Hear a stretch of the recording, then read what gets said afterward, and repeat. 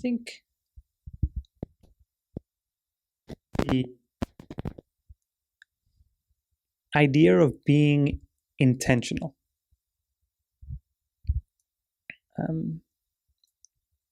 I think when you start off in life, and maybe you're only meant to learn it at a later stage. Maybe you're not meant to learn it early on, but especially when I think of careers and so on, you kind of, it's probably a small group that's an exception, but for many people, I think you're very opportunistic in the way your life goes.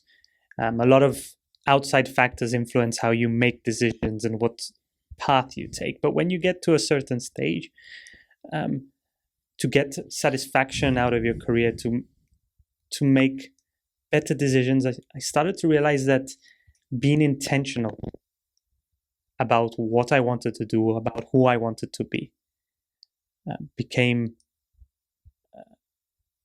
very important. And I guess I became more aware of the power of it. And there's probably a big trend at the moment, or maybe we're at the tail end, of this whole idea of mindfulness. Yeah. Right.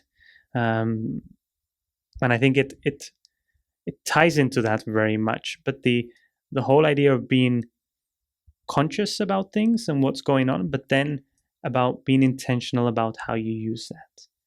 And I think that applies on so many levels. It's like, how do I want to behave when things go wrong? How do I want to behave when I'm pissed off?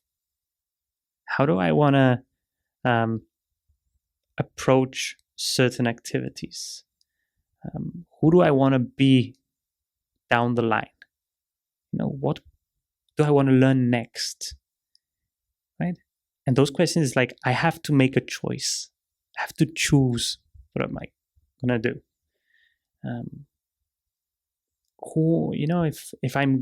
How do I want to approach a certain activity?